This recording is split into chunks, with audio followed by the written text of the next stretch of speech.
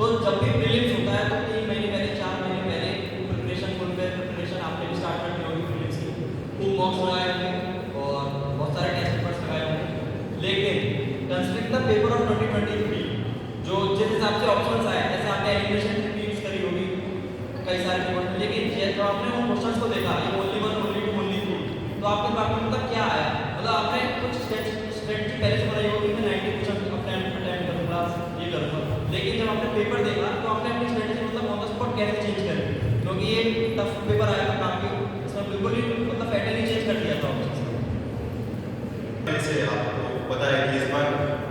Suddenly there was a complete change in the pattern. यहाँ तक कि मैं आपको बताऊं, मैंने जब पेपर को खोला और I saw on the first page कि बिल्कुल ही अलग तरह से ऑप्शंस दे रखे हैं,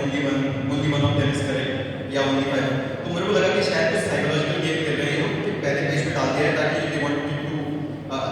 आपको इंस्टेट थोड़ा कर दे ताकि आपका पेपर खराब हो जाए। तो मैंने उसको बंद किया पहले पेज को, मैंने पीछे से बोला पेपर को, मैंने कहा लास्ट पेज पे भी सेम ऑप्शंस थे, मैंने बीच में देखा कि मैंने कहा पूरा ही चेंज हो गया इस बार पेपर। तो हाँ बिल्कुल एक उस टाइम पे देयर वाज एक very high amount of stress मेरे दिमाग में, क्योंकि मैं भी सोच रहा था जैसे सब सोचते हैं कि पहले अटेम्प्ट में क्लियर कर दें, और वहाँ जाके जो हमने प्रैक्टिस किया है 4 महीने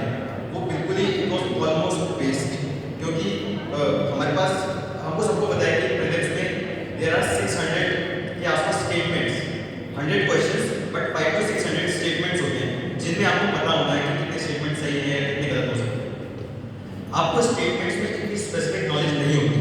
हम सिर्फ वो प्रैक्टिस कर करके क्वेश्चंस की अमाउंट बढ़ा देते हैं कि हमारा अंदाजा सही हो जाए, हमारा एजुकेटेड गेस सही हो जाए, और बिल्कुल ही चेंज हो गया पैटर्न, तो वो सही नहीं हो सकता था।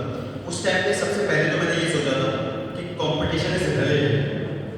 जो मेरे को नहीं आता है वो साइड वाले को भी नहीं आता होगा, क्योंकि प्रिपरेशन मैंने की है। यहाँ पे मैं फिर से वही बताऊँ जो मैंने अभी थोड़ी देर पहले बोला था, क्योंकि मैंने अपने डेली गोल्स मीट किए, मैंने अपने वीकली गोल्स मीट किए, तो मैंने जितना required amount of hard work मैंने डाला है, उसके बाद अगर मेरे से पेपर नहीं होगा तो आई डोंट थिंक फिर किसी से होगा, फिर क्यों होगा? तो वही सोच के मुझे लगता है कि एक सेंस ऑफ मेरे को थोड़ा सा काम आया कि गेम इज रिलेटिव। अगर मेरे 80 क्वेश्चन या 85 मार्क्स बन रहे हैं तो आसपास वालों के भी उसी रेंज में बनेंगे, और कट ऑफ रिलेटिव है तो अगर उसे